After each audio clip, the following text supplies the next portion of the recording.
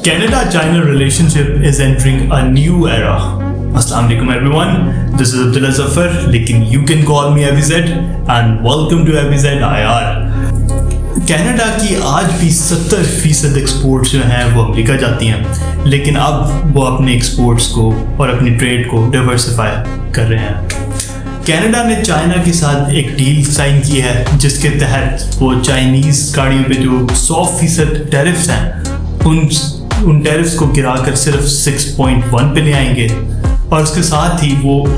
49,000 Chinese electric vehicles کو Canadian market میں داخل ہونے دیں گے، اور اس کے بدلے میں China will lower its tariffs on Canadian canola seed from 84% to only 15%۔ Mark Carney نے اس ڈیل کے تحت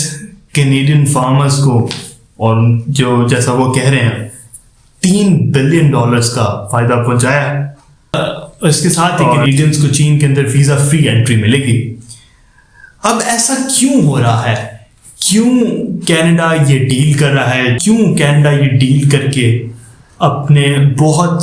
کلوز ایلائے واشنگٹن سے دوری اختیار کر؟ اور اس کی وجہ یہ ہے کہ جب سے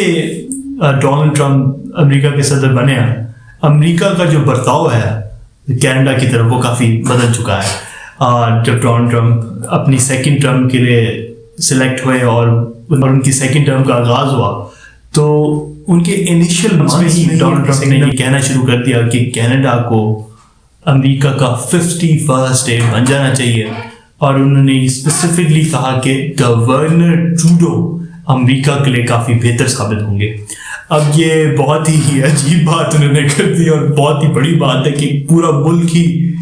امریکہ کا حصہ بن جائے، اور ایک پورے ملک کے الیکٹڈ وزیر اعظم کو انہوں نے گورنر کہا، تو جس سے کافی کینیڈینز آگ بگولا ہو گئے اور ان کی طرف سے بڑا نیگیٹو ریئیکشن آیا۔ بٹ ڈونلڈ ٹرمپ نے اس نیریٹو کو قائم رکھا کچھ ٹائم تک۔ اس کے بعد انہوں نے کینیڈین امپورٹس پہ 25% ٹیرف لگا دیا، اور یہ الزام لگاتے ہوئے کہ کینیڈا انلیگل امیگرینٹس اور منشیات کو امریکہ میں داخل ہونے دے رہا، اور اس پہ کوئی ایکشن اور کوئی اس پہ پرومیننٹ ایکشن نہیں لے پا رہا۔ ٹرمپ نے یہ ٹیرف بعد میں مزید بڑھا دیے at 35%۔ تعلقات خراب ہوتے گئے مزید، اور یہی وہ وجہ تھی جس کی وجہ سے mark Karni an economist who had previously served the Bank of England and Bank of Canada was seen as uniquely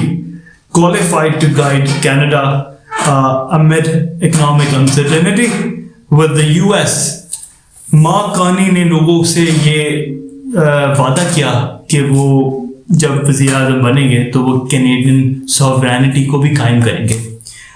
us recent trade deal پہ جب وہ بیجنگ میں موجود تھے تو انہوں نے بیجنگ میں ایک بڑی اہم بات کی، اور یہ ہے کہ we see the world as it is not as we wish it to be, یعنی ہم دنیا کو ایسے دیکھتے ہیں جو کہ حقیقت میں دنیا ہے، بجائے اس کے کہ جو دنیا ہم چاہتے ہیں یا جس کی ہم خواہش کرتے ہیں۔ کس کی وہ خواہش کرتے ہیں؟ وہ خواہش کرتے ہیں ایک لبرل ورلڈ کی، جس میں انسانی حقوق ہوں گے، جمہوریت ہوگی، آزاد رائے ہوگی، اور ڈفرینٹ فریڈم آف ایکسپریشن ہوں گی، جس میں LGBTQ ہوگا، اس کو ایک پراپر اوپن اسپیس ملے گی، اور وہ ایک لیفٹ لیننگ مائنڈ سیٹ سے چلے گی۔ بات اہم تھی، اور اسی بات کے تحت میں لوگوں کو یہ بتانا چاہتا ہوں، اور پاکستان میں کافی لوگوں کو یہ چیز سمجھاتا ہوں کہ لوگوں کو لگتا ہے کہ ایک دن تمام مسلمان ممالک مل جائیں گے، وہ جڑ جائیں گے،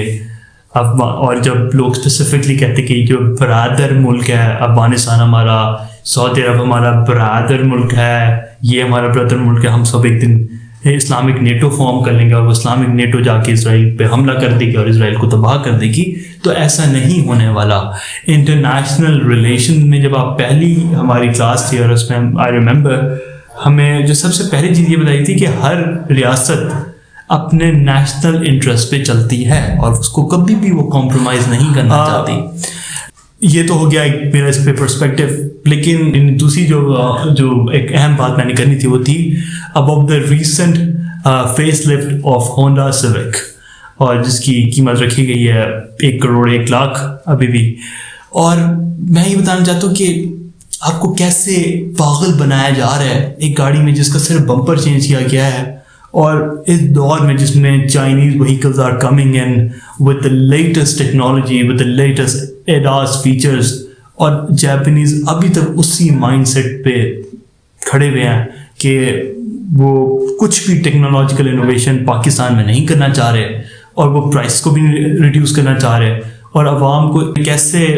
پاگل بنایا ہوا ہے, جس میں جب وہ کہتے ہیں کہ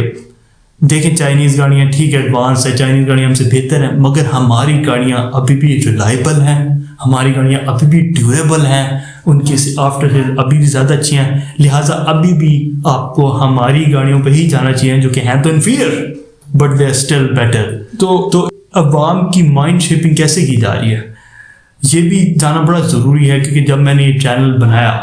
تو انیشلی مقصد یہ نہیں تھا کہ میں آپ کو خبریں دوں, ان خبروں پہ اپنا گلوبل خبروں پہ اپنا تجزیہ دوں, بلکہ آپ کے اندر ایک بیٹر پولیٹیکل اویئرنیس لا سکوں اور آپ کو یہ سمجھا سکوں کہ کس طرح states and non state actors آپ کو پاگل اور بیوقوف بناتے ہیں, اور آپ نے کیسے ان کی پروپیگنڈا کا حصہ نہیں بننا اور بڑی امیج کو اور ایک لارجر پکچر کو انڈرسٹینڈ کرنا ہے.